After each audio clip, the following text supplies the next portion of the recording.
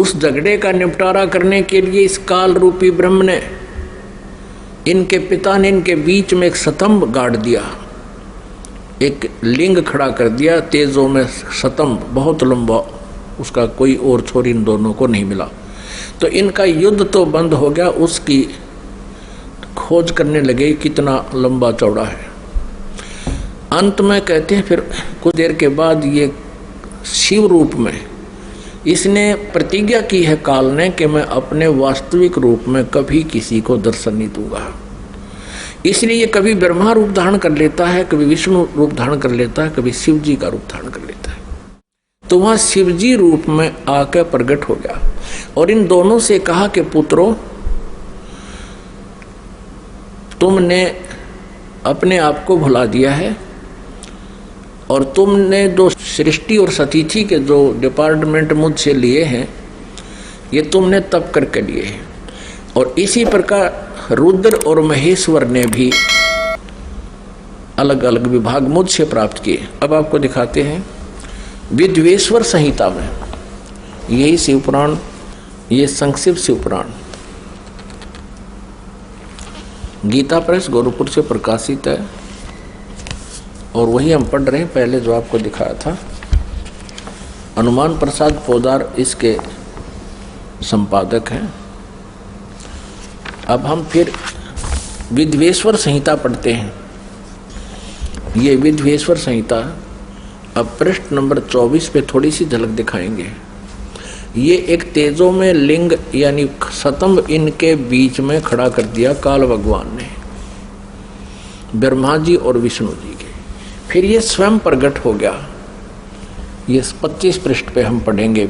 ब्रह्मा और विष्णु ने पूछा, प्रभु सृष्टि आदि 5 कृत्यों के लक्षण क्या हैं, यह हम दोनों को बताइए।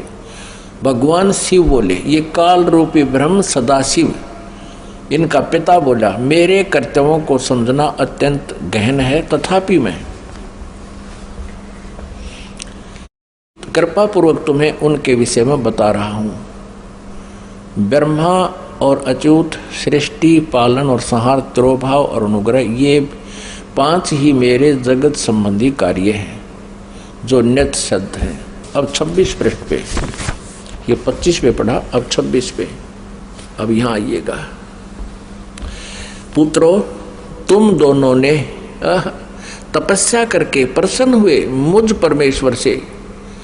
ब्रह्मा और विष्णु को ये सदा शिव काल रूपी ब्रह्म कह रहा है, पुत्रों तुम दोनों ने तपस्या करके प्रसन्न हुए मुझ परमेश्वर से सृष्टि और सतिथि नामक 2 कृत प्राप्त किए, यानी 2 विभाग प्राप्त किए हैं। ये दोनों तुम्हें बहुत प्रिय हैं। इस प्रकार मेरी विभूति स्वरूप है। अब वहाँ शिव के रूप में खड़ा था ये काल। मेरी विभूति स्वरूप रुद्र और महेश्वर ने 2 अन्य उत्तम कृत, ये मैं नहीं है, ने संहार और तिरोभाव मुझसे प्राप्त किए। यहाँ देखो 2 तो ये हो गए, विष्णु और ब्रह्मा। पुत्रों, तुमने तो सतिथि, सृष्टि और सतिथि, ये 2 विभाग ले रखे हैं। और इसी प्रकार मेरी विभूति स्वरूप, क्योंकि वो उस समय शिव रूप में खड़ा था, रुद्र और महेश्वर ने 2 अन्य उत्तम कृत, संहार और तिरोभाव मुझसे प्राप्त किए हैं। ये 4 हो गए ये, और 5वां ये बोल रहा है शिव। आगे देखो, ये स्पष्ट ये काल बोल रहा है, ब्रह्म बोल रहा है, सरपुरुष बोल रहा है। यहाँ से आइएगा, इसी के यानी 26 पृष्ठ पे हम पढ़ रहे हैं विद्वेश्वर संहिता का। यहाँ देखिए, मैंने पूर्व काल में अपने स्वरूप भूत मंत्र का उपदेश किया है जो ओंकार के रूप में प्रसिद्ध है। वह मंगलकारी मंत्र है। सबसे पहले मेरे मुख से ओंकार यानी ओम प्रकट हुआ, जो मेरे स्वरूप का बोध कराने वाला है। ओंकार वाचक है, मैं वाच्य हूँ। यह मंत्र मेरा स्वरूप ही है। प्रतिदिन ओंकार का निरंतर स्मरण करने से मेरा ही सदा स्मरण होता है।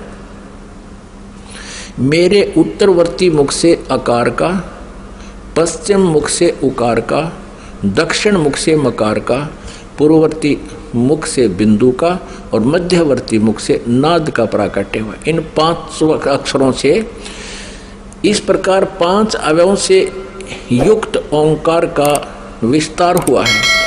इन सभी अवयवों से एकीभूत होकर यह प्रणव ओम नामक एक अक्षर हो गया। गीता जी अध्याय नंबर 8 के श्लोक नंबर 13 में गीता ज्ञानदाता ये ब्रह्म, ये सरपुरुष श्री कृष्ण जी में प्रवेश करके बोल रहा है ओम इति एकाक्षरम। श्रीमद् भगवत गीता अध्याय नंबर 8 के श्लोक नंबर 13 में गीता ज्ञानदाता ये ब्रह्म है, ये सरपुरुष है, श्री कृष्ण जी में प्रवेश करके बोल रहा है अपने पुत्र विष्णु के शरीर में, समझ लो। और ये कह रहा कि ओम इति एकाक्षरम ब्रह्म व्यवहारन माम अनुसमरण ये प्रयाति तदंदेहम सयाति परमाम गतिम। माम ब्रह्म, मुझ ब्रह्म का केवल एक ओम अक्षर है, नथिंग एल्स। उच्चारण करके सिमरण करता हुआ ये प्रयाति तदंदेहम सयाति परमाम गतिम, जो शरीर छोड़कर जाते समय इसका सिमरण करता हुआ जाता है, यानी अंत समय में भी इसी का सिमरण करता हुआ शरीर छोड़ता है। सयाति परमाम गतिम, वह मेरे ओम नाम से जो लाभ मिलना है वो परम गति प्राप्त होती है। इससे सिद्ध हो गया कि गीता जी को ये काल ही बोल रहा है जो ब्रह्मा विष्णु महेश का पिता है। और आगे देखो इन्होंने गड़बड़ी कहाँ की है, अनुवादकर्ताओं ने इसमें गलत मंत्र अड़ा दिया। हम इसको यहाँ पढ़ रहे हैं, इन सभी अवयवों से एकीभूत होकर वह प्रणव ओम नामक एक अक्षर हो गया। और गीता जी अध्याय नंबर 8 के श्लोक नंबर 13 में भी कहा है ओम इति एकाक्षरम ब्रह्म व्यवहारण माम अनुसमरण यह प्रयाति तदंदेहम सयाति परमाम गति। अब देखो इन्होंने यहाँ गड़बड़ कर दिया है कि इन्होंने ओम नमः शिवाय यह 5 अक्षर मंत्र बता दिया। ये गलत है, ये बिल्कुल गलत है। यहाँ लिखा है कि इन सभी अवयवों से एकीभूत होकर यह वह प्रणव ओम नाम एक अक्षर हो गया। ये गलत है, ओम नमः शिवाय ये मंत्र गलत है। ये शास्त्र विधि त्याग कर मनमाना आचरण है, ये नहीं करना चाहिए हमें। पुण्यात्मा, आज से 600 वर्ष पहले परमात्मा ने लगभग 600 वर्ष पहले यही अमृत ज्ञान अपनी अमृत वाणी में सच्चिदानंद घन ब्रह्म की वाणी में कहा था। श्रीमद् भगवत गीता अध्याय नंबर 4 के श्लोक 25 से लेकर 31 तक जो भी साधनाएं जिन साधकों ने की हैं, किसी ने देवताओं की पूजा की और कोई स्वाध्याय ही करता है, कोई प्राणायाम आदि करता है और कोई तीक्ष्ण अहिंसावादी व्रत करके ही अपनी साधना करता है, जैसे मुंह पर पट्टी बांध कर नंगे पैरों घूमता है। कोई स्वाध्याय करता है, गीता जी का नित्य पाठ करता है, कोई वेदों के पाठ करता है, कोई किसी प्रकार की। कहते सभी साधक अपनी अपनी साधनाओं को पाप नाशक जानने वाले हैं।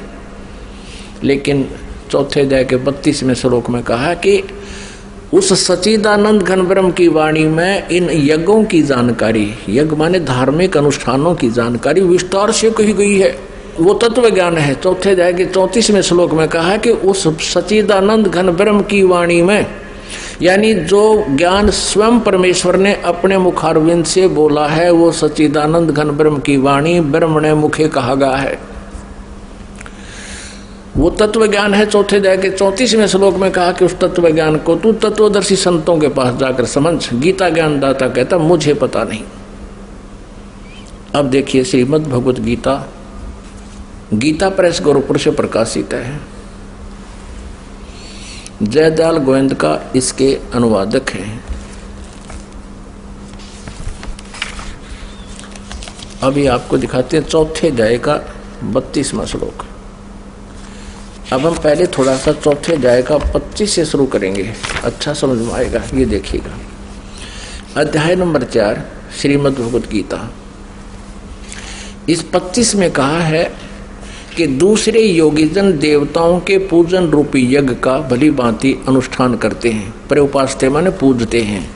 इसका अर्थ है कि कुछ योगी साधक देवताओं की पूजा, यज्ञ माने धार्मिक अनुष्ठान करते हैं, ये पूजा करते हैं प्रउपास्ते। और अन्य दूसरे ब्रह्म अग्नौ यानी ब्रह्म की साधना करते हैं। ब्रह्म ये अपने हिसाब से लिख रहे हैं। और यज्ञ के द्वारा ही आत्म स्वरूप का हवन किया करते हैं। 26 में कहा है अन्य साधक, योगी जन मन साधक श्रोत्र आदि समस्त इंद्रियों को संयम रूप अग्नि में हवन किया करते हैं, यानी ज्ञान इंद्रियों को ही ये रोकने की चेष्टा करते हैं। दूसरे एक शब्द आदि पर, ये 26वें श्लोक में चौथे अध्याय के, समस्त विषयों को इंद्रिय रूप अग्नि में हवन किया करते हैं 27 में। और दूसरे योगीजन इंद्रियों की संपूर्ण क्रियाओं को और प्राणों की समस्त क्रियाओं को ज्ञान से प्रकाशित स्वयं योग रूप अग्नि में हवन किया करते हैं। यानी कुछ इसमें यह कहा कि कुछ लोग अपने श्वासों की क्रियाओं को आते जाते देखते रहते हैं, इसी को अपनी साधना मानते हैं, ध्यान रखते हैं उसके ऊपर। 28 में कहा है कि कई पुरुष धर्म संबंधी यज्ञ करने वाले भंडारे कर दिए कि धर्मशाला बनवा दी, और कुछ तपस्या करते रहते हैं, और दूसरे योग रूप यज्ञ करने वाले या केवल आसन योगासन योगा करते रहते हैं, इसी को अपना मोक्ष मानते हैं। ये 28 पढ़ रहे हैं हम, 28। और दूसरे कितने ही आचार्य ना कितने ही अहिंसावादी तीक्ष्ण व्रतों से युक्त यत्नशील पुरुष स्वाध्याय रूप ज्ञान यज्ञ करने वाले हैं, यानी स्वाध्याय करते हैं, गीता जी का पाठ कर लिया, वेदों का। 29 में कहा है दूसरे कितने ही साधक योगी जन अपान वायु में प्राण वायु को, यानी प्राणायाम की क्रियाओं को हवन करते हैं, और प्राण वायु को अपान वायु में, और कितने ही नियमित आहार अल्पाहारी रहते हैं। प्राणायाम प्राण पुरुष और प्राण और अपान की गति को रोककर प्राणों को प्राणों में ही हवन किया करते हैं। वे सभी साधक यज्ञों के द्वारा पापों का नाश कर देने वाले यज्ञों को जानने वाले हैं। अपने आत्माओं, इन गीता अध्याय नंबर 4 के श्लोक 25 से लेकर 30 तक आपने पढ़ लिया। हमारा वीडियो आपको पसंद आया तो लाइक करें, कमेंट करें, शेयर करें। गुरु रियल गॉड यूट्यूब चैनल को सब्सक्राइब अवश्य